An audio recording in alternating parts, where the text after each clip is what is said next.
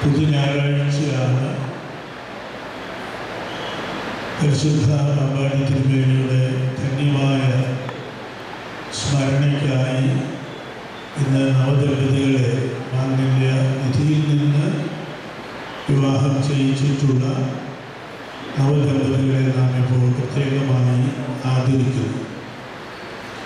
യേശു ക്രിസ്തു നമുക്കറിയാവുന്നതുപോലെ കാലത്തെ വിഭജിച്ചവരും ചരിത്രത്തെ രണ്ടാക്കിയവരുമാണ്. നിയമങ്ങൾ തിരുത്തിയവനാണ്. പഴയ നിയമത്തെ പുതിയ നിയമത്താൽ പരിഷ്കരിച്ചവരുമാണ്. പഴയ നിയമപ്രകാരം കാരുണ്യം നമ്മളുടെ ഒരു ഔദാര്യമായിട്ടാണ് കരുതപ്പെട്ടിരുന്നത്. എന്നാൽ യേശു ക്രിസ്തു ആ നിയമത്തെ പരിഷ്കരിക്കുകയും കാരുണ്യം നമ്മളുടെ ഔദാര്യമല്ല, നമ്മളുടെ ചുമതലയാണ് എന്ന് നമ്മെ പഠിപ്പിക്കുകയും ചെയ്യും. ആ പ്രമാണത്തിനനുസൃതമായിട്ടാണ് ഇപ്പോൾ മാംഗല്യ നിധിയിൽ നിന്ന് 75 ദമ്പതികളെ നമ്മൾ പ്രത്യേകമായി അനുഗ്രഹിച്ചിട്ടുള്ളത്.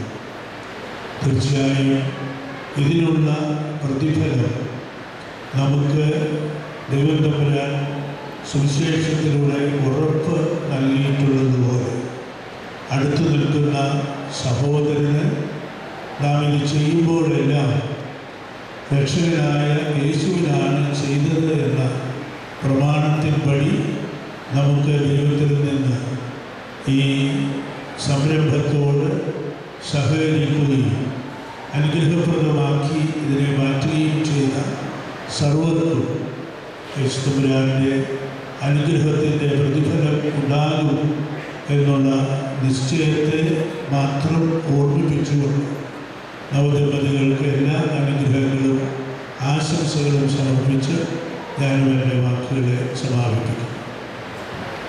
ഒറ്റ വാക്കിൽ ഏറ്റുമാനൂർ രാധാകൃഷ്ണൻ സാറും സോമനായ സാറും ഒരു സന്ദേശം ഒറ്റ വാക്ക്.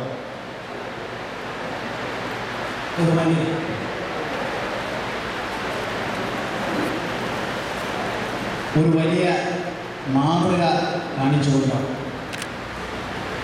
ദൈവത്തിൻ്റെ വചനം ഉൾക്കൊണ്ടുകൊണ്ട് 75 ദമ്പതികളെ ജാതിക്കും മതത്തിനും അതീതമായി തിരഞ്ഞെടുത്ത് വിവാഹിതരാക്കുകയും അങ്ങനെ വിവാഹിതരായി ഇന്ന് ഇവിടെ അനുഗ്രഹിക്കപ്പെട്ടിട്ടുള്ളവർ തിരിച്ചു നൽകേണ്ട ഒരു കാര്യം കൂടി ഞാൻ സൂചിപ്പിക്കുകയാണ്.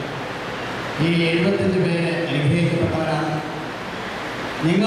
നിങ്ങളിൽ നിന്ന് ഞങ്ങൾ പ്രതീക്ഷിക്കുന്നത് മാതൃകാ ദമ്പതികളായി ജീവിതകാലം മുഴുവൻ ജീവിച്ച് മാതൃകളായി മാറണം എന്ന് മാത്രം ഞാൻ ഈ അവസരത്തിൽ അഭ്യർത്ഥിച്ചുകൊണ്ട് എല്ലാവിധ അനുഗ്രഹങ്ങളും ഉണ്ടാകട്ടെ എന്ന് സർവശക്തനായ ദൈവത്തോട് അഭ്യർത്ഥിച്ചുകൊണ്ട് അവസാനിപ്പിക്കുന്നു. നമസ്കാരം.